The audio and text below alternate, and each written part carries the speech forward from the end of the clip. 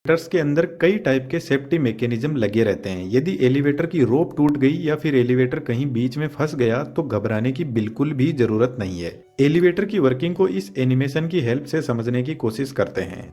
Lift को ही elevator बोलते हैं और जब हम लिफ्ट में एंटर करते हैं तो हम कुछ ऐसे डिब्बे में एंटर करते हैं, लेकिन यह केब एक फाइनल आउटपुट है जो हमें दिखाई देता है, लेकिन इसके पीछे मास्टरमाइंड मशीन रूम होता है।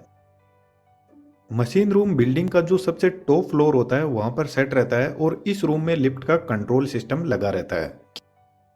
केब से हम जो भी इनपुट देते हैं कि कौन से फ्लोर पर जाना है, यह इनपुट सबसे पहले इस कंट्रोल यूनिट के पास पहुंचता है और कंट्रोल यूनिट लिफ्ट को रोकना, स्टार्ट करना, गेट ओपन एंड क्लोज करना, मोटर को रोकना, ब्रेक लगाना, यह सब इसी यूनिट के अंडर आता है। लिफ्ट को अप डाउन करवाने के लिए एक powerful 3 phase slip ring induction motor लगी रहती है। स्लिप रिंग इंडक्शन मोटर का यूज इसलिए किया जाता है क्योंकि लिफ्ट जब रेस्ट पोजीशन से रनिंग कंडीशन में आती है तो हाई स्टार्टिंग टॉर्क की जरूरत पड़ती है और स्टार्टिंग में हाई टॉर्क डीसी मोटर के अलावा स्लिप रिंग इंडक्शन मोटर से इजीली लिया जा सकता है। मोटर के आगे एक व्हील लगा रहता है जिस पर ब्रेकिंग सिस्टम होता है। लिफ्ट जिस भी फ्लोर पर रुकती है वहां पर यह ब्रेक ऑटोमेटिकली एक्टिवेट होता है और लिफ्ट को रोकता है।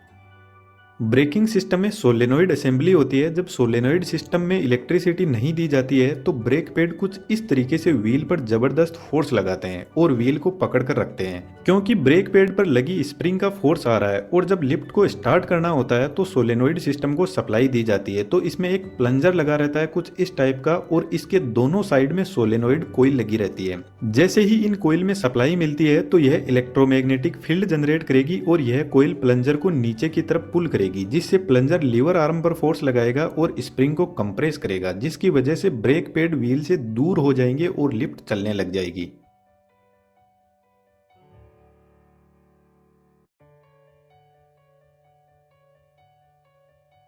इस ब्रेकिंग मैकेनिज्म के आगे वोम गियर का सेटअप लगा रहता है। वोम गियर हाई टॉर्क जनरेट करने के लिए काम में लिया जाता है। यहाँ पर जो नीचे की तरफ गियर लगा है जो मोटर की शाफ्ट से डायरेक्ट कनेक्टेड है उसको वोम बोलते हैं और इसके ऊपर राउंड गियर लगा रहता है। इस गियर की कुछ खास बात है। एक तो यह वोम और राउंड गियर दोनों का रोटेशनल एक्सिस एक दूसरे के परपेंडिकुलर है। दूसरी सबसे इंपॉर्टेंट बात, सिर्फ वोम गियर ही राउंड गियर को रोटेट करवा सकता है, लेकिन राउंड गियर वापस वोम को रोटेट नहीं करवा सकता। इसका फायदा यह होता है कि यदि मोटर और ब्रेक फेल भी हो गए तो ऐसा नहीं है कि लिफ्ट फ्रीली हाई स्पीड में नीचे की तरफ जाएगी। इस राउंड गियर की शाफ्ट से लिफ्ट का सबसे इंपॉर्टेंट पार्ट जुड़ा रहता है जिसको सीव बोलते हैं। इसी पर लिफ्ट के रोप लगे रहते हैं और एक लिफ्ट के लिए मल्टीपल रोप को काम में लिया जा सकता है। यह रोप स्टील के बने होते हैं और इनकी कैपेसिटी कार के मैक्सिमम लोड से 125% ज्यादा होती है। अब यहाँ पर जो रोप का सेटलमेंट है वह बड़ा ही इंटरेस्टिंग है। एलिवेटर में स्टील फ्रेमवर्क को यूज में लिया जाता है जो कुछ इस टाइप का होता है।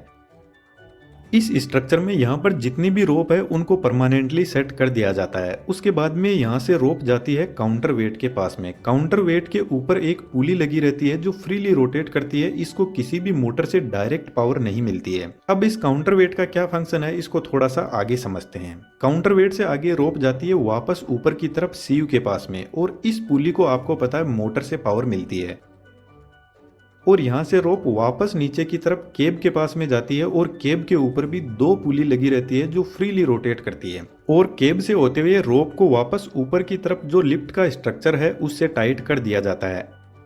अब ओवरऑल इस रोप का स्ट्रक्चर ऐसा होता है, जब केब यानी लिफ्ट नीचे जाती है तो काउंटर वेट ऊपर की तरफ जाता है और काउंटर वेट नीचे जाता है तो केब ऊपर की तरफ जाती है। दोस्तों, एनिमेशन से चीजें सीखना बहुत आसान होता है, इसलिए आज के टाइम में यह स्किल जबरदस्त तहलका मचा रही है। आप भी